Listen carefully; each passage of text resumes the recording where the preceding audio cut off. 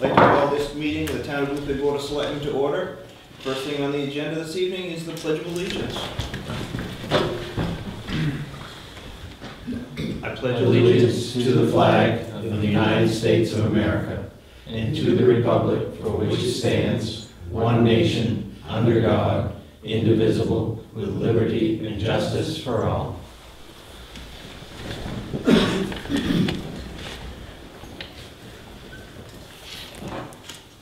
Next on the agenda, we have public comment. Not yet. Not yet, but you stood up. No, I didn't get my agenda. Oh, okay. Yeah. Reports. Jim. First thing is that I put in your memo that the minutes for last meeting aren't prepared yet. I've just been really busy and we didn't have the luxury of having Sherry. So welcome back, Sherry. And then first under reports is the November 6th election. In your packets, I put the preliminary election results, and by now you've probably already seen the finalized election results. There were some pretty close and contested races in our area, which were decided in other towns. If there aren't any questions, I won't go through all of those results. The next thing is the solar panel project. That's that PPA with Revision Energy that we were discussing last meeting or the meeting prior to that. The hitch on this entire thing is that the only way that this is feasible is if this grid solar project is approved, which we won't even know until the end of December. The grid solar project is an alternative to the $18 million upgrade that's needed for CMP down this corridor. So what they're trying to do is find ways to reduce the energy on the corridor or add energy during peak times. They're doing that through a bunch of different methods. One of those is solar arrangements. They like government properties for doing these solars because we have large surface areas, and then it makes more sense for the investors for selling the renewable energy tax credits. So they put together a proposal and wanted a kind of an inclination that we would be interested in this. So I gave you the proposal that they gave to us. It's pretty complex, but what it boils down to is this power purchase agreement would be that the town of Boothbay would end up with solar panels on various buildings at no upfront cost, energy 2 cents underneath what we're paying CMP currently for 6 years, and then the opportunity to purchase the solar panels at the end of the 6 years at a very reduced cost. And then because of the grid solar money, which we don't even know how much that'll be until the end of December, the cost could be a lot less, it could be a little bit more. But once again, you're not locked into purchasing those. If you don't like them, you're out. So this, I'm very curious about this. Can I ask a question? Sure, go ahead. So this company, first of all, this company that you're talking about is a non-governmental agency? Yeah. Okay. And is the program, so the program has really nothing to do with government because CMP is looking for ways to generate or reduce power down here. Correct. So this company pays government entities for your space to... No. No. And that's one of my biggest problems with this whole thing, Frank. Okay. They would put the solar panels on our roofs. Yeah. We would be buying the electricity from them for 2 cents cheaper than what CMP currently charges us. Okay. They're the ones that make all the money and we still pay for it. Okay, but what they're doing, I guess the carrot there is that you're not being charged for the equipment that's going to generate this power. Correct. And you're saving 2 cents a kilowatt hour. They're also not paying any lease money for the use of the property. Well, I assume that what they're thinking about is that their lease money they're paying is the reduced power, the rate of power. Anything that we don't use, they get to sell. Gets set for full yeah, price. We don't I would think you would back. use it all. I mean, it's not gonna. You can't. Have they give you any idea of how much? Did they do an audit to figure out how much power? They did a complete audit to show us how much power, and the big cost savings really comes in year 7 if it's still feasible. Year 7, we pretty much be completely power independent. We wouldn't have a budget line for power. Do they think they can generate enough power with these solar arrays to cover everything you use? Yes. Really? Yeah. Well, that's another question there too, because they're not just using town Boothbay property. They're also looking at putting solar panels in this proposal at the refuse district. Well, that part of the proposal was at my inclination. They were interested in the surface area that the refuse district had. So I said, throw it in there and we'll figure it out with the refuse district at a later date. And then I told Steve that we're tossing it out there. So the proposal's based on that, but we can cut that portion out. Or we can come to an agreement with the refuse district on using their space. So, Well, if you look at the solar arrays that they've got here, the refuse district is the largest area that's going to create the energy. Yes, the town garage and the fire station is going to get somewhere around 68 kilowatts an hour.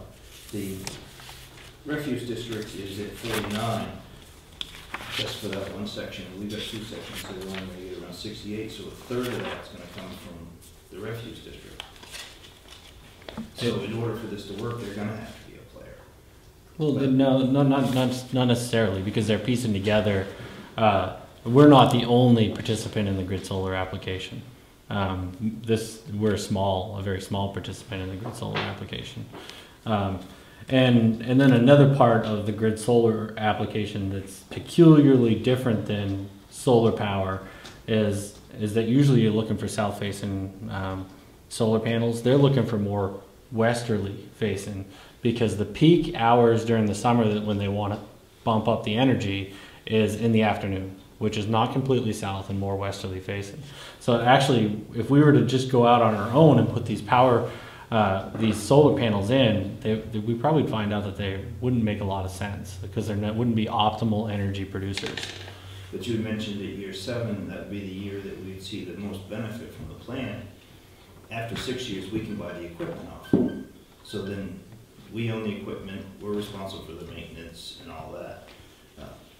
What happens to all that extra energy that we're not using? Are we selling it, or do they still get the profits from it? Oh no, it would. That's the reverse metering that CMP works into. So they would just figure out how much you over meter and then how much you under meter, and you come up with an average of how much power you use, and you pay the average. So it's one of the benefits that they've been throwing around with the smart meters, is that you can figure out, okay, if they don't have to pay you back if you overproduced at this period of time, because at this next period of time you're going to underproduce. So they try to figure out. Credit it back. Yeah. So there's no monetary exchange. Well, from what little I understand about the energy business, if you're putting energy into the grid, you get paid for it. And I don't see why that isn't happening here. But what he's saying is you get paid a credit, so then if you're using more than you're producing, If you're it's producing wash. more than you're using, then, You get Yeah, but you're not getting any money back. Yeah, but you're apt to have a solid week of rain where you're not going to be producing anything, whereas a solid week of sun, you're going to be producing more. Yes, So that's what I mean by wash. that's understandable, but this proposal, from what I've read in it, is going to create about 120 kilowatts Wow. an hour, and we're not going to use that much. So while we're buying back our energy for the first 6 years and paying 2 cents less than what we currently pay through CMP, after that's all over, yes, say we don't have to pay anything for energy, but we should be seeing something for the amount of kilowatts we're sending back into the grid. We shouldn't be giving that away. No, I don't think the town wants to give away any assets. We do want to be considered for the grid solar application, which they had to have that in, I think, a couple days ago. So we said before the selectmen's meeting, sure, throw us in. We can always get out of that. It's not a hard and fast commitment. And the other thing that we didn't have at the time was the refuse district power bills, which is also another factor in here. We want to know how much power does the refuse district use too, so that we can offset their power, because we're talking about their roofs, and we don't have all the factors at play. So I would think that we're using quite a bit, aren't we, Steve? Yeah, I mean, the reality of it is, I mean, don't hold me to this number, but it's between 10, 15,000 a year we spend in electricity up there. Dollars. Yeah. So, I mean, because we get them big rotophases, we're powering 2 of them. We don't have 3-phase power up there, so that sucks a lot of juice. And you see that's probably pretty similar to us. And all that together, I mean, let's say we save 90% of the power and we actually have to have a budget line item, it's all the same tax dollar. So the town was just trying to be proactive in trying to find the solution. So at one point, I mean, going back to your argument just for a second, at some point you need to balance. So say if we produce, I don't know anything about kilowatts, so I'll be the first to explain that. But say if we produce 100 more kilowatts than we're going to use, is it worth, if it does mean we need to give them away, is it worth giving them away in order to get your 10, 15 grand light bill for free? You see what I'm saying? And I don't know that answer. I mean, that's why, I mean, when the initial... When we own the equipment in year 7, if we decide to buy it, and our energy bills are free, we shouldn't be giving that energy away when we could be making a profit on it. If CMP buys it, but if they don't, then... Well, I think they have to. Do they have to? Yeah, I don't know. If you produce power, See, I don't know and feed nothing it back about into the grid, they are obligated to purchase it. And I think that's part of this grid solar bid. Is Yeah, I mean, that's been around for a long time. I know There's- nothing there- about... There's places that are off the grid that produce so much power that they just pump it back in, and they get a check. I know places like Sappy. They do. You know, Sappy, and of course, where we send our demo chips, Beaver and Livermore, I mean, they don't use hardly any of what they produce, they sell it. But a lot of it, they sell in Connecticut. Right. So I don't know how that that's all great. works. I mean, it's just, Right. I would be surprised if you ever made a surplus. I mean, you look at the from what I hear, the space that they have up at the Botanical Gardens and all of those arrays, those tennis courts, and then the roofs of one of their buildings. Yeah, they're not making a surplus. They're not producing enough to cover what they do. And we're talking about less optimal arrays than theirs. Theirs are all southerly facing. Oh yeah. Ours would be But more I mean, and I mean, of course, I'm thinking about it for private buildings too, which is where my interest is. But I would think that from a business standpoint, from a private view, if they're going to put, if somebody, I don't care who it is going to put up the equipment, maintain it, and I'm going to save 2 cents a kilowatt hour, or 1 cent, or 5 cents, and it doesn't cost me anything, why wouldn't I do that? I mean, there's no, you know, and then regardless of the fact, even if in 7 years they said we're just going to tear it down and it's over, you know, I just, from a business standpoint, it makes no sense not to do that. If it's not costing me, it's space I'm not using. You know, it's not like I can't park less cars. Do the arrays have to be roof mounted? And I say that because I'm thinking of the transfer station and the old landfill site that's an open field. I don't think anything can go on the landfill, unfortunately. Yeah, we talked about that Really? when the guy was on site. We were walking around, and at first I just drove him down to look at the fire station, and then we drove down to look at the public works building. And when he saw the refuse dish, he's like, "Oh, can I look over here?" I said, "You can, but I'm gonna have to talk to a few people." And then I asked him about the old landfill, and he said, you know, that's a discussion that they've been trying to lobby with DEP for a while. Can we use these landfills that are just land, unused land? And right now, no. Really? It's Yeah. foolish, because down in Massachusetts, they build on the shopping malls on. Oh, yeah. Windmills, there's Drill always wells. a breeze up there. Windmill would be the most ideal thing to have there, but oh no, you can't do anything. Don't hold me to the number, but I believe it's 100 years. 100 years. And then you still, Mike and I will work on that. I actually think it's indefinitely. I don't know. yeah, you're probably right. I don't know that. I've always heard the 100-year, but whether Huh. that's actually true or not, I don't know. That seems silly. I agree. Yeah. I suppose I could see windmill more than I could solar. Windmill, you've got to actually have a base, so you'd have to dig down into that clay cover in order to put a concrete base for a windmill.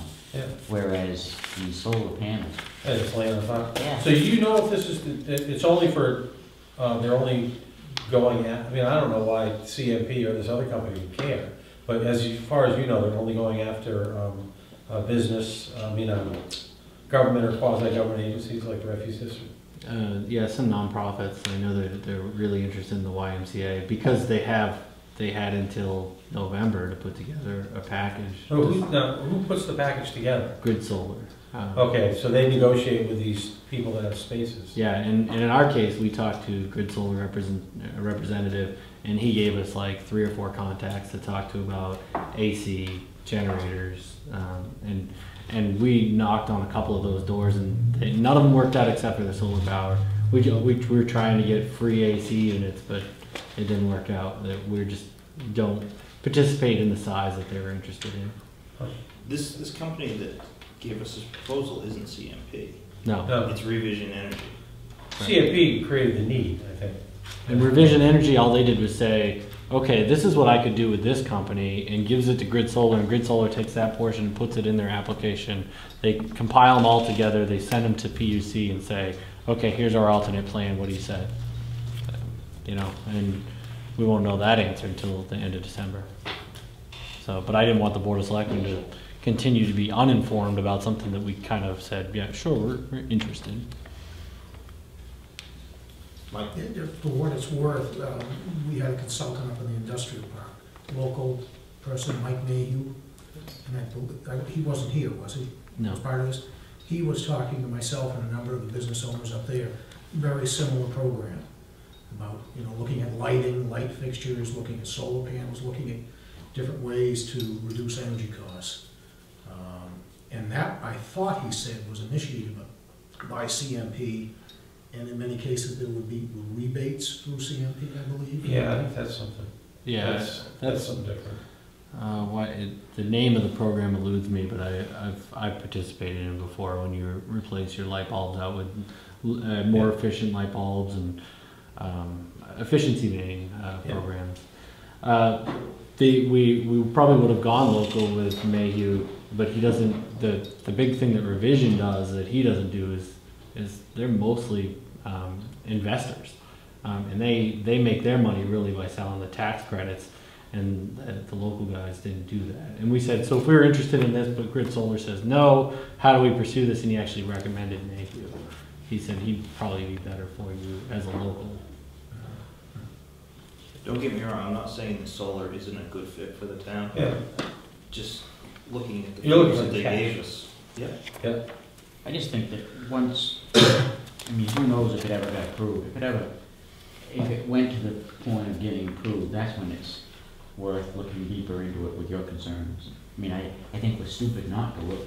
I mean, I think you're, If we don't I look agree. deeply into it, when we start looking at it, we could get caught with our pants down in the end. I think your question is a valid one. Just come up with a list of questions and hit them with it, see what the answers are, and then weigh it out, no matter what the answers are, and see if it's a, you know, it has a short term or I long had term. sent Jim and these guys an email Okay. outlaying my concerns from a first glance at the proposal. I didn't get that. Well, the next step would be to create a power purchase agreement, like that article that I gave you in your packets about power purchase agreements. And as soon as we had a draft one, we'd send it to our attorney and we'd take a look at it and make sure the town's protected. We're not at that step yet.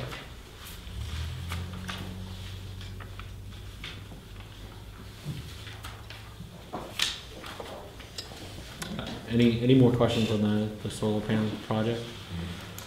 Spirit of America Award, where last year we recognized the Woodchuck Group with the Spirit of America Award, which is a Spirit of America Foundation is a nonprofit, and they look for the towns to honor a volunteer effort in their town, and then they compile it all together.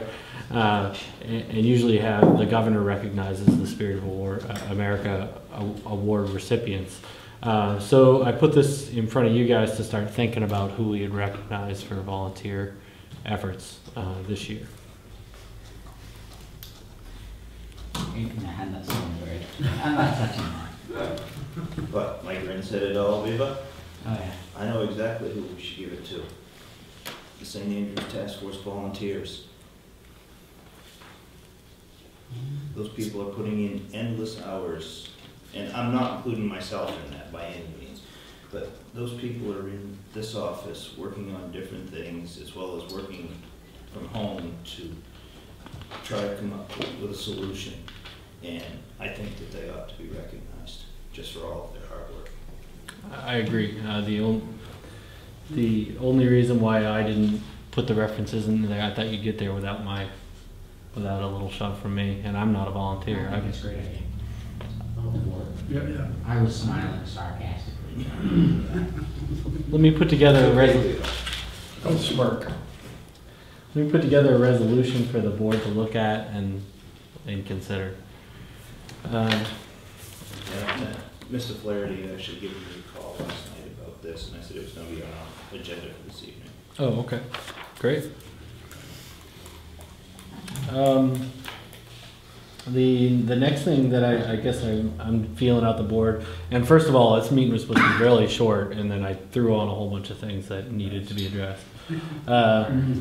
The Boston Post cane's been sitting in my office for a couple of months. Usually that's the respectful thing to do, is hold on to it for a couple of months. I think we've done that, and we need to start searching for the next recipient of the Boston Post cane.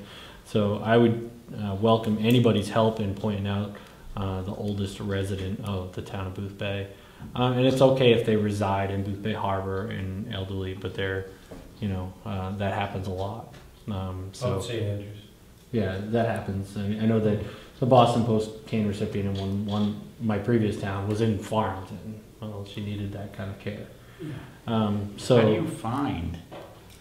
I mean, there's no database out there really to try to find the oldest. You get that one in East Boothbay, it's 96. yeah, and I got that note, and that's how the town manager does it. He says, "Help me, please," and we start getting people that says, "Hey, my great grandmother should be considered," and then we find out her age, and so we would really like people's help. And this is a board of Channel 7. Yes.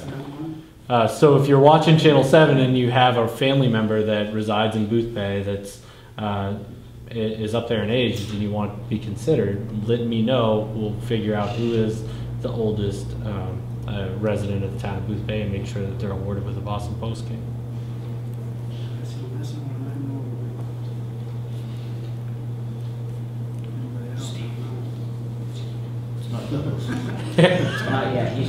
Yeah, that other one's got him by 2 years. You get it? Lester just did a Boothbay, just did an article on a Boothbay Harbor woman, Florence Haggett, celebrated her 100th birthday. Yeah. But again, she lives in Boothbay Harbor, so I don't know if that. Will she move? Yeah, she's very active. She makes cookies and feeds the seagulls every day. Oh, that's right. Well, they actually play the cookies. She's been in that house for a while. She's been there for a while. I don't think you can negotiate the Boston Post You cane. got Mrs. Keene, though, she's 100, so 106. But she's a resident of the app. Well, I don't see what your point. I know, she's a resident of the app. Well, She's a resident of the app. More. A resident. Yeah. well, I would say send the ideas to me and we'll try to figure it out. I don't even feel comfortable throwing out names at this point in time. Yeah. Yeah, and Yeah. Right. How old are you? and it's a trap you get in as the manager because you think that 100 years old must be the oldest, and then there's somebody that's 1 year older. Yeah. So, the next item, St. Andrews Task Force, an update, and the most recent update since the task force didn't meet last week. I put it in your packets. The Election Day petition worksheet to show you how well their petition did on Election Day. Some of my numbers have been corrected because when I compiled this, we put it together like the early morning hours after Election Day. I don't think everybody had their coffee yet. But it's pretty clear that over 50% of voters that day signed the petition. And then qualitatively, I want to point out that this isn't a hard and fast study, but some of the people that didn't sign the petition wouldn't have signed any petition if it was anything at all. And I understand that perspective. I'm coming here to vote. I've got 20 minutes on my lunch break, and they were in and they were out, and I can understand that. They came in to do their duty. Thank you for doing your duty. But still, 50% of the people signed that petition, and the majority of the people that signed the petition did it emphatically. Based on the numbers that you had given us, and what was it, 1,759 was the... 1758. 58 is what we Yeah. got on voting day, with the number of absentee voters, people that voted early, using the same percentage, we would have gotten somewhere about 650 more signatures that day if everybody had voted based on the percentage that actually signed the petition. Do you know the numbers from like Boothbay Harbor or Edgecombe? Yes, I do. The Boothbay collected 900 signatures, Boothbay Harbor 600, Southport 120, and Edgecombe 138. And I did a little bit more just because I'm a numbers junkie, but that's just registered voters. In Boothbay, there was a total of 2,031 voters, but we have a census population of 3,200 people. So, I mean, there's 1,300 people that didn't even vote. So, what would they have said about St. Andrews? We'll never know, but you can extrapolate that data. So it was really interesting. It was kind of fun to be part of that. And the volunteers, back to Chuck's sentiment, the volunteers that day were amazing. There was always somebody there. They were always positive. Didn't interfere with the election process at all. It was fun. What was your voter turnout percentage? Voter turnout percent, I didn't calculate it out for the other towns, but Boothbay was 80%. 80% Boothbay? Yeah. Voter turnout? That's great. Yeah, we were pretty proud of that. Yeah. And I looked at 4 years ago, and it was 82% that year. Oh, wow. So looks like Boothbay. Something. Boothbay is pretty historically. I wasn't here. Oh. Yeah. So It must what are be. you saying, Frank? I'm just extrapolating and putting it together. Being a words junkie. Putting the numbers together. You asked me to. I do have to say the task force has a couple of Mike, things you're coming up this Yeah. month. We've got a meeting at the elementary school gymnasium a week from tomorrow that we want as many from the public to show up as possible. It's going to be a meet and greet with the task force attorney, Julia Sembranowitz, as well as the new consultant that we've hired, Ivantage, who will be doing a study of the healthcare needs for the entire peninsula, something that the task force and the work groups think is lacking at this moment. So we want everybody to show up, ask some questions, give some information, and that's it, 6 o'clock next Tuesday at the elementary school? 6 o'clock, November 20th at the elementary school. I'll try, but last time I got in trouble. If you could just behave yourself. I know. And Julius Sembranowitz will explain the legal issues that we've dealt with. Probably just brush over the ones that obviously didn't lead us anywhere, and then explain one of the ones that we've been working on relatively thoroughly. And we've done that on purpose, is to have Julius be the introduction, because the consultant said we would like a large group of people to start working on our public participation process, and we said, well, we could get them in the door if we promise Julius to do this explanation. So yes, Julius is the GOAT in this one. He's already been told. He'll come in, he'll explain that. We'll probably dismiss him so we don't have to pay $350 an hour for the entire process. And then the consultants will take over. And we spoke this morning in a conference call, really eager to do the public participation process.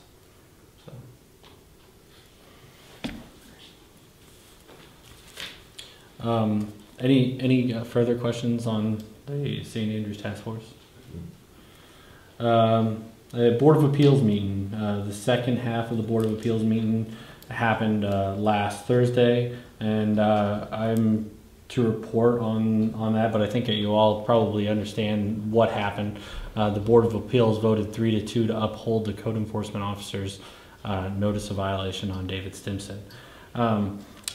All of the factual evidence that was provided in that meeting, I've put together in a binder, and I'll make that available for the public to view and for the Board of Selectmen to view. I'll probably actually get you your own copies, but it's a lot of information.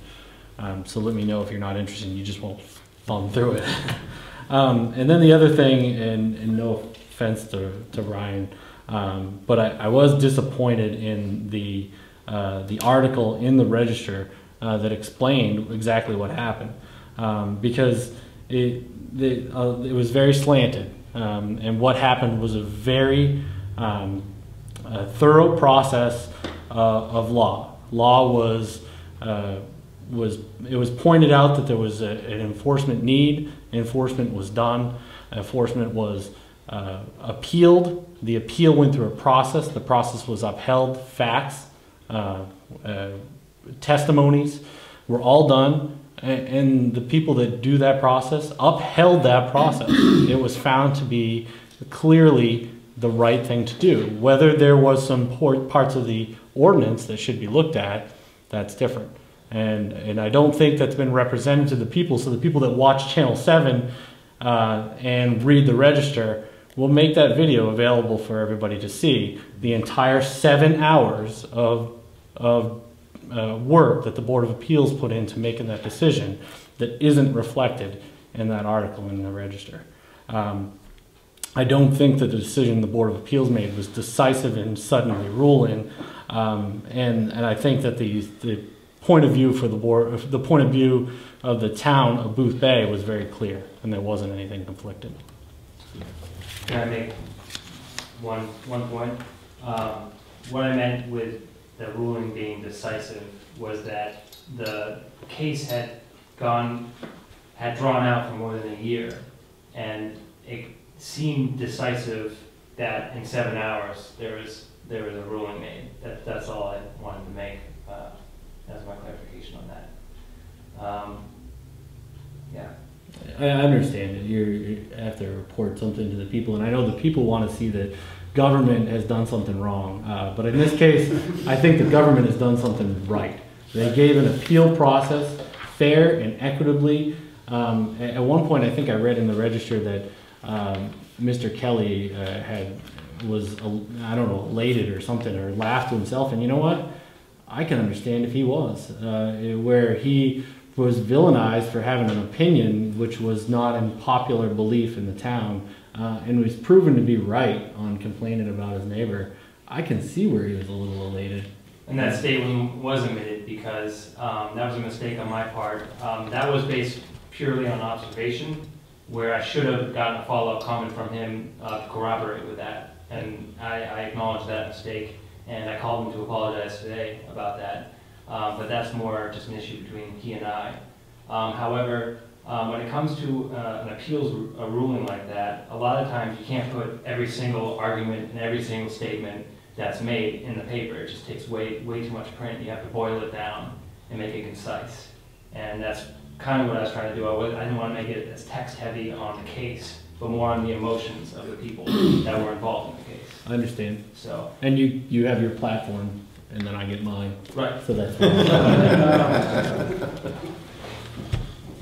I have one comment on that? Sure. I mean, the whole situation was unfortunate. But one thing that I was struck with was the word death sentence was being passed around and quoted by attorneys saying that the town was giving the death sentence on this business. And the town of Boothbay, as far as I can see, and I went to all of it, isn't against boat building. It's part of our heritage. Yes, it is on our insignia. Just the way that the law is written, the way that I read it, just it can't be done there. It doesn't mean that the town is trying to kill this business. It's just saying that quite possibly this is not the place for it. And it's pretty clear in there. And I just thought that the town was, and as anti-government as anybody, but it was almost like the town was getting vilified, and the attorney kept saying, you know, you're handing him the death sentence, you're handing him the death sentence. And I didn't see it that way at all. It's nobody's saying you can't ever build boats again. It's just maybe not right there. So I just that's something that I've been talking to people about in the public, and I just wanted to get that out there. That I for one don't feel that the town is anti-boat building. So. When it was a strategy of defense, I think the town was okay at just leaving that as a strategy and not commenting. But now that it's been fully appealed and voted on, I do feel free enough to say that that was a defense, is to make it very public that the town is anti-boat building and let's fight City Hall. And it's usually a really good defense. Yeah. And in this case, it was a pretty good defense. It just didn't and overcompensate the facts. Well, it doesn't matter how many there are for and against it. I mean, there's laws and they're written, and that's what we have to follow. And there are ways to change it if we don't like it. Now, what I took out of this is now the party can go and apply to the planning board to do something there. You can apply for a planning board reviewable use, which they Right. they were very smart. I'll give the Board of Appeals worked very hard. I give them a lot of credit for, first of all, seeing this case, and their motion was vague purposely to say, you know, okay, if you can find a legal avenue to apply for, then go ahead and do it. Right. And we've already offered that night to Mr. Stimson that we would help him in any legal avenue we can. Right. As Ryan did point out in his article, this case may not be over. Mr. Stimson still has avenues that he can look at. Oh, sure. He could ask the Board of Appeals to reconsider, he could take it to Really? Superior Court. You can appeal the appeal? You can always ask to for reconsider. What? You can always ask for reconsider. Really? Yeah. Didn't know that. I mean, it usually doesn't pan out well because most of these reviewing boards have gone through very thoroughly figured out if this is our opinion. Well, if they reconsider, you better have some new facts. Never worked with my parents. No. And I think, Jim, he's got 30 days to do that from the date of the decision for both Superior Court and reconsideration. I'd have to go back to the Board of Appeals manual, but that sounds correct. But if there's any questions, now is the appropriate time for the Board of Selectmen to be curious and to look at the process. So the boats that he's built, that was begun to be built, half built, whatever you want to call it, they can't be finished. They need to be moved off site to finish. They could be finished, they just can't be finished There. on that property. Right. Yeah. Yeah, and I mean, yes, he needs to go through a review process. Now, that review process we need to figure out, is it planning board review, is it code enforcement review, or is it, in the case that we issued the notice of violation, just simply not allowed. Boat building was not allowed on that lot in that area. Now, he may say, well, I've got this hull that I want to, that's half built, I want to repair that. Well, if he can get that to the planning board, that's up to him. I don't buy it, but the planning board may, so. Mike? If David ever came back to the town and said, let's revisit the consent agreement, I'm willing to sign a consent agreement, is that a possibility? It's outside of the code office and the town manager's authority now. And now it's at a higher level of authority. Okay. Which I'd like to make a comment about. I talked to Steve Malcolm a little bit about it. He was kind of frustrated in the fact that the scope was so narrow for the Board of Appeals that they could only rule on the notice of violation only, and that grandfathering and the issue of the consent agreement were out of the jurisdiction of the Board of Appeals. Right. And that was frustrating for him because that's why he dissented, was that he wanted to go and look at the consent agreement. And it seems like Dave Stimson, in his mind, was being led down all these different paths of bureaucracy and saying, oh, well, it doesn't apply here, but go over to here, and it might apply to them. And then he goes to them, and then he's still out of work while a ruling is trying to be made. It's just that was kind of the frustration on his part. So, is there no way that the Board of Appeals could discuss the grandfathering issue or the consent agreement? They could discuss the grandfathering issue. The majority of them decided to stay away from that because it was so complex. That's what I got from the meeting. I haven't debriefed them myself.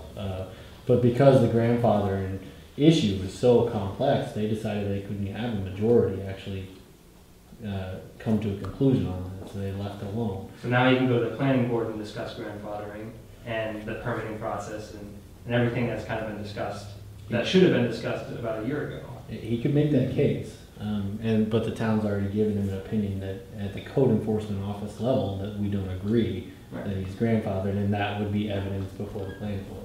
Planning board doesn't always agree with code. No. Who has the highest authority? The Board of Appeals? No, the highest authority for a For- standing board in the town, right here. The selectmen? Yes, but Okay. but it's not simply they can overrule a board of appeals. It has to go through a process. They can't overrule an ordinance. and they can't overrule it. Right. In this case, the But the whole board, time you were telling them to recuse themselves from discussing the situation. right, Because of the process. because the ordinance specifically states that that if there is a violation, a violation notice, that the board of selectmen can enter into a consent agreement. Well, until the issue of the Board of Appeals actually acting on the notice of violation had been done, we didn't know if the notice would be upheld or repealed. Now that we know that the violation is upheld, there is clearly by law a violation on the property. And now if they would like to enter into a consent agreement, they need to act with the Board of Selectmen. When the previous consent agreement was on the code enforcement officer's authority. So if he wanted, he could come, in theory, to the Board of Selectmen and say, hey, I'll sign any kind of an agreement so I can finish them 2 boats. Good. And he could come to us and work on an agreement. But that would be how it would have to work. It would have to come from us at this point. It would have to come from you. And why the reason why we were saying it was improper before is because we were saying there isn't actually a formal violation.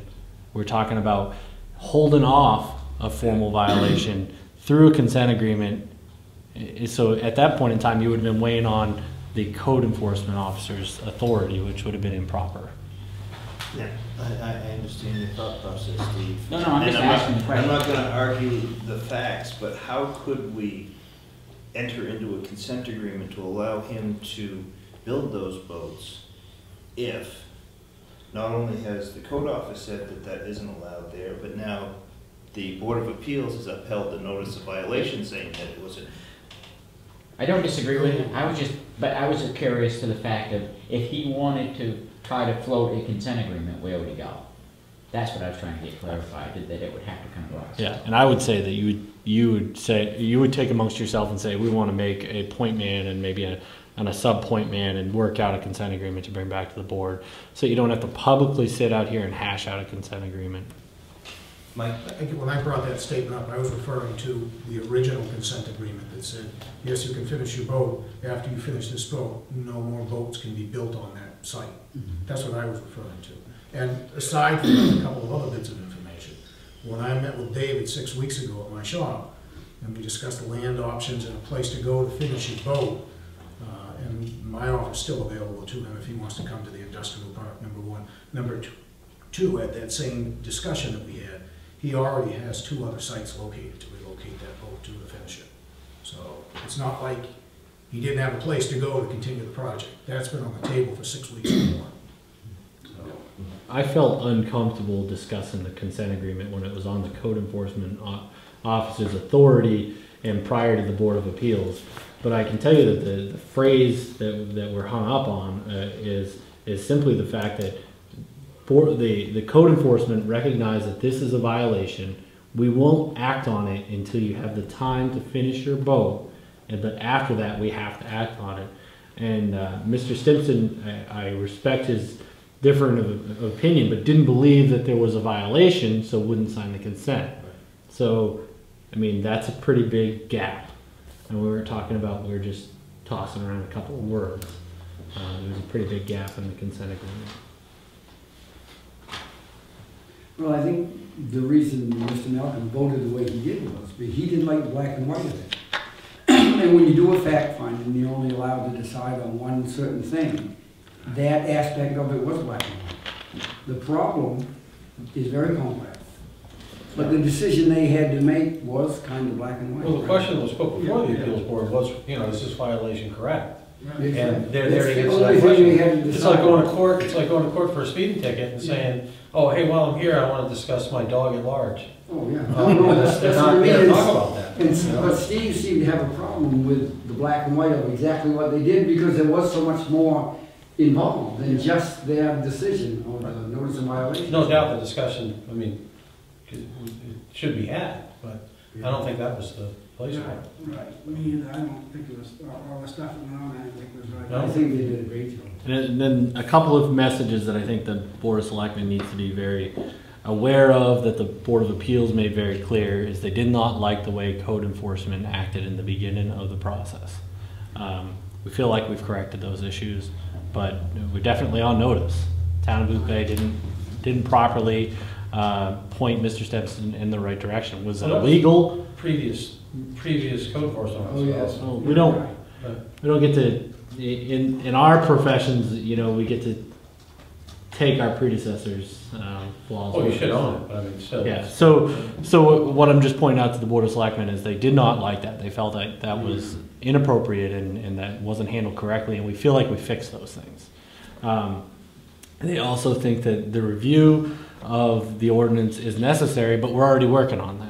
So the things that were pointed out that I think that we kind of got our hand slapped, we've already addressed prior to the appeal, and we'll continue to work on those things. Can he build his barn, that New England style barn? That permit's good, right? Yeah. So he can continue building that barn until it's complete. Yes. Okay. All right, and then he can go before a planning board, and then he could make the case that I have the proper building to build the vessel in. Would that be reasonable argument? I'm not sure, Ryan, I'm not sure if he could argue that he could build the vessel in it, because the manufacturing of boats is allowed in GR.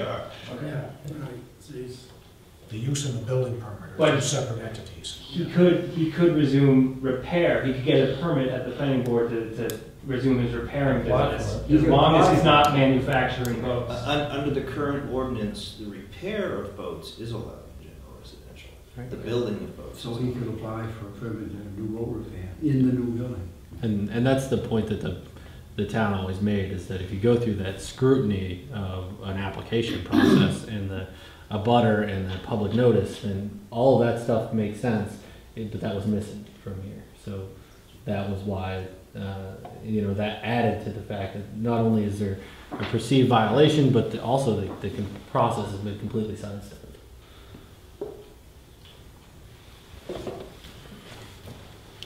All right. Any further questions on the Board of Appeals meeting? I'm glad that's over with. In your packets, I gave you a snapshot portion of the audit, the part that comes from me, because I felt like it was an appropriate time to. What the MD&A essentially does is break down the big picture of the audit and tries to put it into a discussion. And I think some of the charts that I include in my MD&A are very telling. Shows where our revenues come from, because when we were talking about fees, we were talking about, okay, how is this going to affect the budget? Well, most of everything comes from taxes. Fees are a very small portion. And then expenditures by function, I always love that chart. Usually that's very telling to the public to see, okay, where does my dollar go? Well, there you go. And the fixed assets, we're talking about property right now. Well, there you go. That's where it all is. It's kind of split up. It's not like the town of Boothbay is a large property owner or landowner. And then the biggest thing in here is there's a small discussion about, and I think it's at the very end. Maybe not.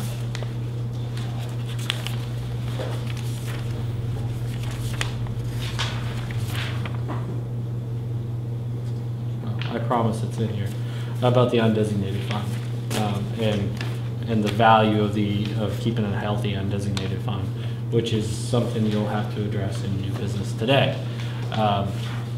So, although that you're going to get that next month in the auditor's complete audit report, thought it was appropriate to have it now. That's all I have for reports. Questions? All right, we have no old business, new business, tax anticipation note. This is pretty complicated.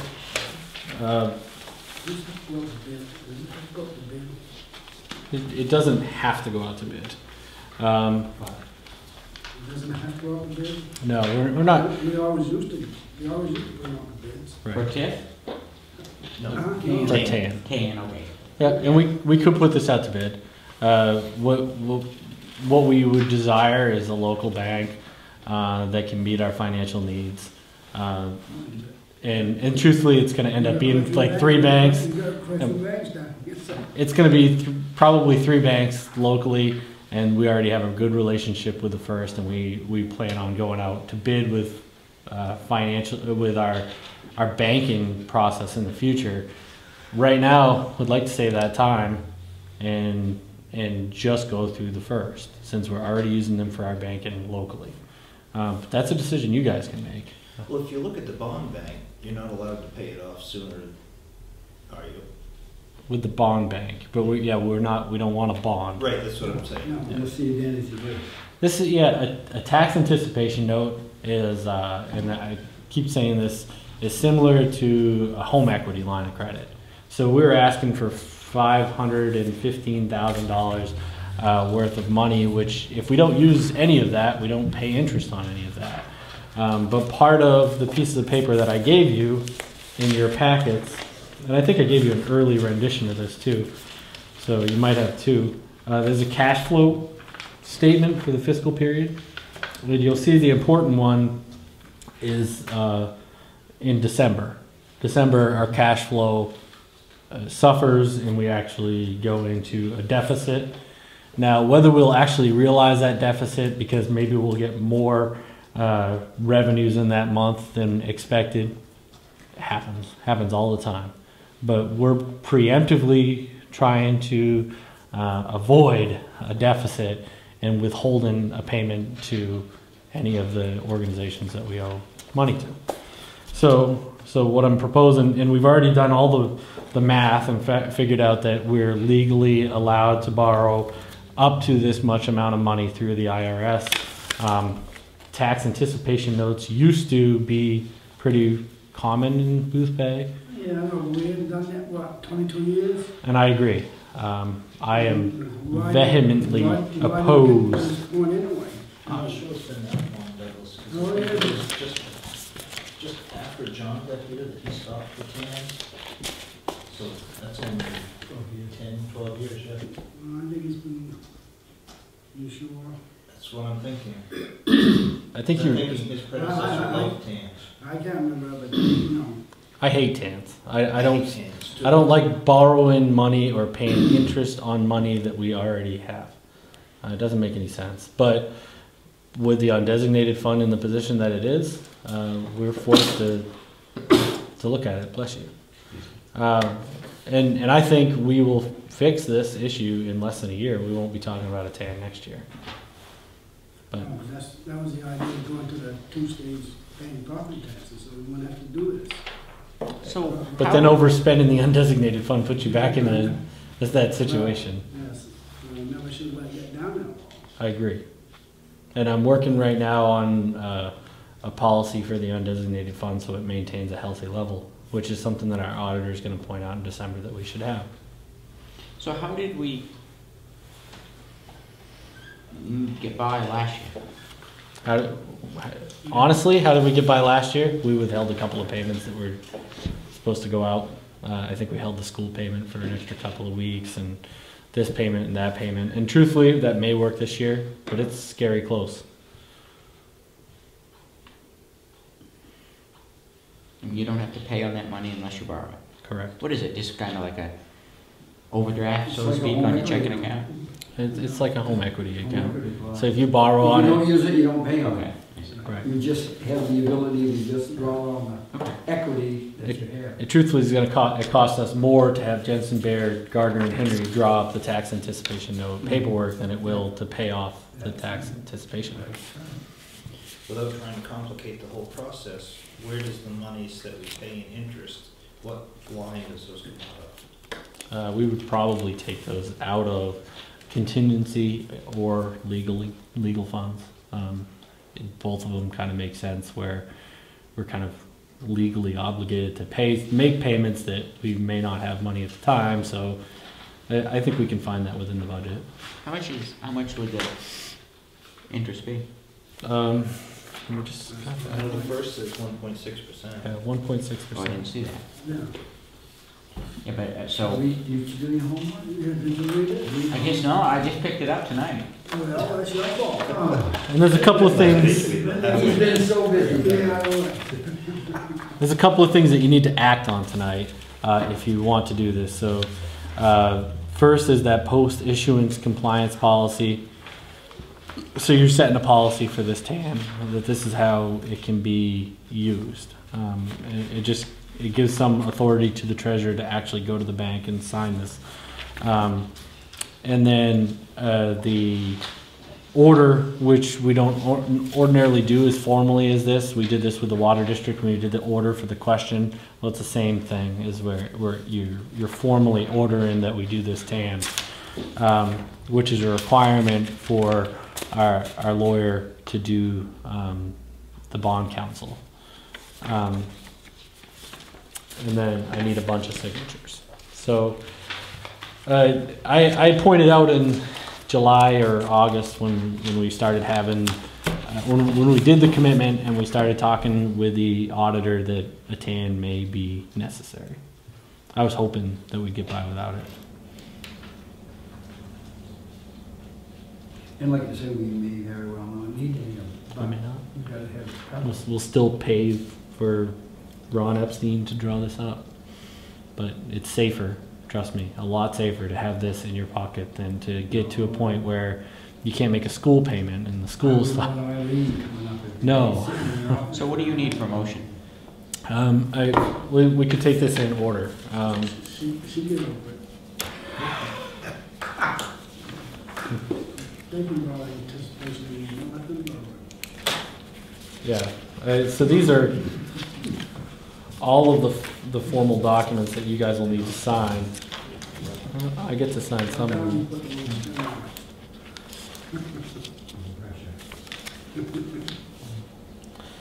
I get to sign that. So the first thing that I would say is that you would adopt the post-issuance compliance policy as presented. Second. Motion's been made and seconded to adopt the post-issuance compliance policy relating to bonds issued by the town. Comments or questions? Being none, all those in favor? Opposed?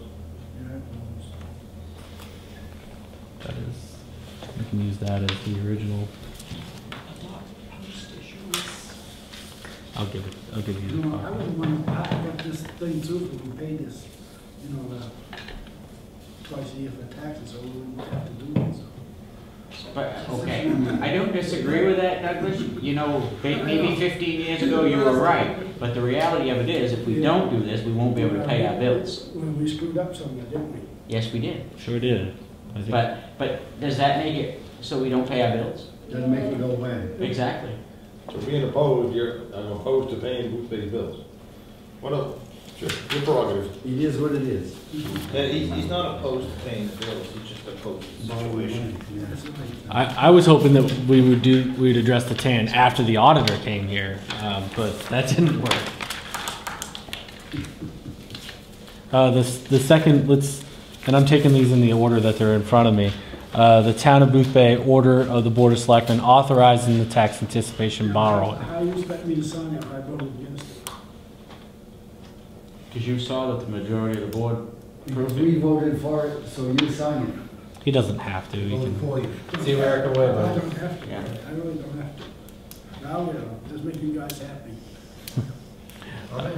In your packets, you'll see Order 2013-01. This is the Town of Boothbay order of the Board of Selectmen authorizing tax anticipation borrowing. If someone would move to make that order, then we'll. Second.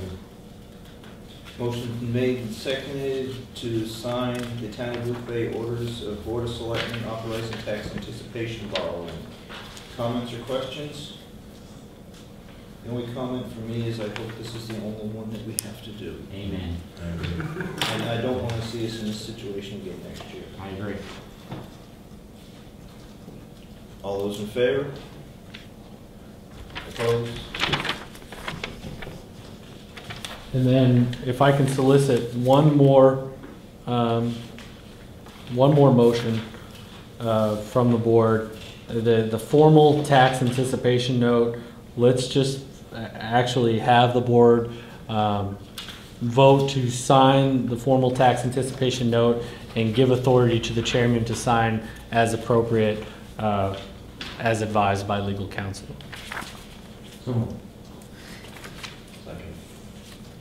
Motion's been made and seconded to, please repeat that motion. To sign the official tax anticipation note and to give the chairman authority to sign for the town as advised by legal counsel. Because there are a couple places that say chairman. So we're gonna give Chuck the authority to spend it. I think one place Chuck has to sign off. You're gonna give me the authority to sign the legal documents. And then most of the rest is treasurer, town clerk, and so. You're giving me the legal authority to sign. Basically, we're going for $500,000 and you can spend it any way you want. I'm good that it's gonna He's sit. still legally It's on gonna the stay, table. that's what I like about it, it's gonna stay right there, Chuck, isn't it? Comments or questions? All those in favor? Opposed? No, I It's all right. Just this top one. Top one's for everyone, and then I'll point out to Chuck the one. Sign below the top. Dave? Oops, sorry. Yes. Or Matt?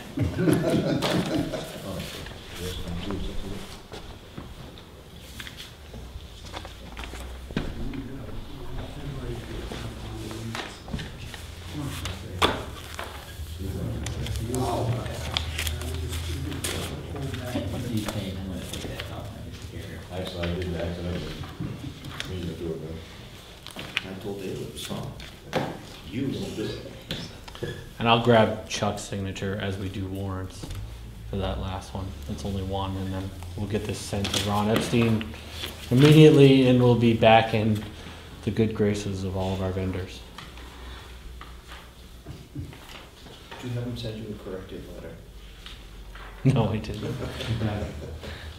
Next to your signature, you should put an arrow and say in protest. Only name it to read is mine. If any read it, you guys could. It's called a signature. 30 years ago, I used to be able to read my signature, and then I had to sign so many documents down my hand, it just became a quick scribble. That's where I lost mine, was there. Well, you used to be able to sign once, and it went through in triplicate, and they decided to have to print off 3 different papers, you had to The sign. first time you go through a mortgage, isn't that where your signature goes? Half my crew I need used to work Huh? there. Half my crew used to work there. Really? Final call. Public comment? Yeah, that's right. Yeah. I don't think I've said enough. No? I'll entertain a motion to review the warrants and sign them. I'll make a motion to sign the warrants upon review. Steve already did. Okay. Sorry. Steve seconded. All those in favor? And I'll entertain a motion to go into executive session pursuant to 1 MRSA section 4056A, personnel matters. So moved. Second. All those in favor? And we won't return to regular session.